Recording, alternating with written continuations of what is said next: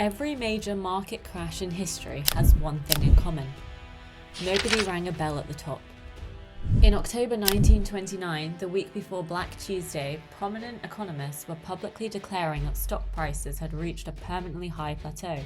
In early 2000, financial analysts were still revising their price targets upward on technology stocks days before the crash began. In 2007, the chairman of the Federal Reserve told Congress that he did not expect significant spillover from the subprime mortgage market into the broader economy. They were not stupid people. They were not being deliberately dishonest. They were making reasonable assessments based on what they could see. And what they could see, from inside the boom, looked like justified confidence rather than dangerous excess. This is the fundamental problem with market bubbles. They are almost impossible to identify from inside them. The same conditions that make them feel safe are the conditions that make them dangerous. But here is what is also true. Looking back at every major crash, bubble, and financial collapse in modern history, the same set of conditions appeared with remarkable consistency. Not once or twice, every time. This video is about those conditions, what they are, how they have appeared in previous crashes, and, with the understanding that nobody can predict the future and nothing here is financial advice, where some of them appear to be showing up right now.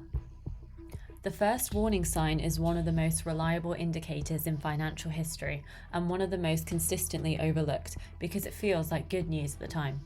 It is the arrival of first-time investors. In the late 1920s, ordinary Americans who had never owned a stock in their lives began flooding into the market. Shoe-shine boys were giving stock tips. Factory workers were borrowing to buy shares. The market had been rising for years and the logic seemed unassailable. Prices had been going up, so prices would keep going up. The people who had invested for years had made significant money. Why wouldn't a first-time investor make the same? The same pattern appeared in the late 1990s. The internet boom had been running for several years when a new wave of retail investors arrived. People who had never previously engaged with financial markets, but who had watched their neighbors and colleagues make money and decided they were missing out. Online brokerage accounts multiplied. People were trading stocks on their lunch breaks. The feeling that you were foolish not to be participating became widespread. In 2020 and 2021, the pattern repeated with striking clarity. Locked down at home, with stimulus money in their accounts and nothing to do, a new generation of first-time investors piled into stocks, then cryptocurrency, then anything that was going up. Meme stocks, NFTs, assets with no underlying value beyond the collective enthusiasm of the people buying them. The reason this is a warning sign is not that first-time investors are foolish. It is structural. When the people who arrive last to a boom are the people with the least financial experience and the most borrowed enthusiasm, it means the pool of new buyers is exhausting itself. The second warning sign is regulatory loosening, the gradual relaxation of the rules that are supposed to prevent the financial system from taking on excessive risk. This happens in a specific way. During a sustained boom, the rules that were put in place after the previous crisis start to feel unnecessarily restrictive. The economy is growing. Markets are rising. The catastrophe that the rules were designed to prevent seems increasingly remote and theoretical, and so, gradually, the rules get loosened, sometimes through formal legislative changes. Sometimes through a shift in how vigorously existing rules are enforced, sometimes through the development of new financial products that the existing rules don't cover. The clearest example in recent history is the American mortgage market in the years leading up to 2008. After decades of relatively stable lending standards, the rules around who could borrow money to buy a house were progressively relaxed through the late 1990s and into the 2000s. Income verification requirements were reduced, down payment requirements were lowered, loans were extended to borrowers who, under any previous standard, would never have qualified. The justification at the time was that financial innovation had made it possible to spread and manage risk in ways that previous generations couldn't. The mortgage-backed securities market meant that the risk of individual loans could be distributed across thousands of investors worldwide. The old rules, the argument went, were built for a less sophisticated financial system. What the argument missed was that spreading risk is not the same as eliminating it. The risk had not gone away, it had been hidden, and when it eventually emerged, it emerged everywhere simultaneously. Every sustained boom produces a version of this story. The Glass-Steagall Act, which had separated commercial and investment banking since the Great Depression, was repealed in 1999, just before the dotcom crash. The loosening of margin requirements in the late 1920s allowed investors to borrow heavily to buy stocks, which amplified both the boom and the subsequent collapse. When the rules designed to prevent the last crisis get quietly dismantled during the next boom, it is rarely presented as recklessness. It is presented as progress. The third warning sign is valuations that detach from underlying reality. Markets at all-time highs are not on their own a warning sign. Markets spend much of their time at all-time highs. That is what a long-term rising market looks like. The warning sign is not the level of the market. It is a relationship between the price being paid and the value being received. In every major bubble, there comes a point where the normal tools for assessing whether something is fairly priced stop being used or start being replaced by new frameworks, specifically designed to justify the existing price. In the dot-com era, analysts invented new metrics: eyeballs, page views, the addressable market, because the traditional measure of a company's value relative to its earnings produced numbers that made no sense.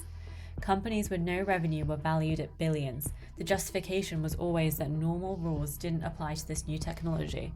In the housing market before 2008, the assumption that house prices nationally could not fall simultaneously was treated as so self-evident that it was built into the pricing models of the products being sold. When that assumption turned out to be wrong, the models failed everywhere at once. The specific numbers matter less than the pattern. When the prevailing argument for why something is worth what it costs requires you to set aside the normal frameworks for valuing things, that is worth paying attention to. The fourth warning sign, high leverage, is what transforms a correction into a crash. Leverage means using borrowed money to amplify returns. When prices are rising, leverage magnifies gains. A 10% rise in an asset becomes a 50% gain if you borrowed 80% of the purchase price. This makes leverage extremely attractive during a boom, and extremely dangerous when the direction reverses. The structural problem with high leverage in a financial system is the margin call dynamic. When prices fall, leveraged investors are forced to sell to cover their debts, which drives prices lower, which forces more selling. The self-reinforcing loop that leverage creates on the way up operates with equal force on the way down. The 1929 crash was amplified by the margin buying that had fueled the boom. The 2008 crisis was deepened by the leverage embedded throughout the mortgage securities market. When the overall level of debt in the system among households, companies, and financial institutions reaches historically high levels relative to the underlying assets, the system becomes fragile, not necessarily about to break, but significantly less able to absorb a shock without that shock becoming something much larger. The fifth warning sign is one that connects all the others, and it is perhaps the hardest to identify from inside it. It is the moment when the story about why something is valuable replaces the analysis of whether it actually is. In every bubble there is a narrative, a reason why this time is different, why the normal rules of valuation don't apply, why the people raising concerns are missing something fundamental about the new reality. In the 1920s, the narrative was that modern corporate management and the new consumer economy had fundamentally changed the relationship between the investment and return. In the late 1990s, the narrative was that the internet had created a new economy where traditional metrics were irrelevant. In the mid-2000s, the narrative was that financial innovation had permanently reduced risk in the housing market. Each of these narratives had genuine intellectual content. They were not pure invention. The consumer economy of the 1920s was real. The internet did transform the global economy. Financial innovation does have genuine uses. The narratives were compelling precisely because they were partly true. What made them dangerous was the way they were used, not to understand the new reality more clearly, but to dismiss concerns that the price being paid might exceed the value being received. The narrative became a shield against scrutiny rather than a tool for analysis. The signal to watch for is not whether a compelling story exists about a new technology or a new economic reality. Compelling stories are always present during booms, and they are usually partly justified. The signal is whether the story is being used to explain something or to prevent questioning it. So the question the title of this video asks, is AI next? And the honest answer is that nobody knows. Not the analysts, not the economists, not the people building the technology. Anyone who tells you with certainty that AI investment is definitely a bubble, or that it's definitely not a bubble, is telling you more about their own confidence than about the underlying reality. What we can do, and what this channel tries to do is apply the historical framework honestly and see what it shows. The first warning sign, the arrival of first-time investors driven by FOMO, has been visible in the AI investment space for some time. Retail investors who had limited previous exposure to technology stocks had been moving into AI-adjacent assets in significant numbers, drawn by the same logic that has driven late-cycle retail participation in every previous boom. The second warning sign, regulatory loosening, is more complicated.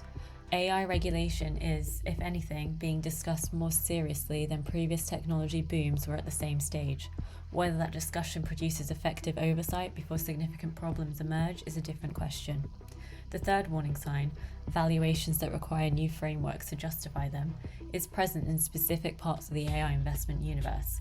Some of the companies at the center of the current AI boom are valued at levels that require them to grow at rates that would represent the fastest corporate expansion in modern history to justify.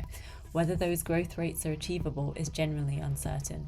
This is not about any specific company, but about the broader pattern visible across parts of the market. The fourth warning sign, high leverage, exists in the broader financial system in ways that make any significant correction more dangerous than it would be in a less leveraged environment. This is not specific to AI, it is a feature of the current financial landscape more broadly. The fifth warning sign, the story replacing the analysis, is perhaps where the picture is more interesting. The argument that AI is genuinely transformative is well supported. The technology is real, the applications are real, the economic impact is real, but there is a difference between the genuine long-term value of artificial intelligence and the current price being paid for exposure to it. When the response to questioning that valuation is the narrative that this time is different, that normal frameworks don't apply to genuinely transformative technology, that is precisely a response that has preceded every previous bubble. None of this is a prediction. Markets can remain irrational for longer than anyone expects. Bubbles that seem obvious from the outside can persist for years, and generally transformative technologies do eventually produce the returns that early investors believed in, even if the timing destroys many of those investors before it happens. What the historical patterns suggest is not that a crash is coming tomorrow, it is that the conditions which have preceded previous crashes are present in recognizable form. Paying attention to those conditions, understanding what they have meant historically and what they might mean now, is not pessimism, it is the basic work of trying to understand the economy clearly. Before we close, this video is purely educational. Nothing here is financial advice, and I am not a financial advisor. I am an economics channel looking at historical patterns. What you do with that information is entirely your decision. At Macro Breakdown, we break down the economic forces shaping the world, clearly and without the noise.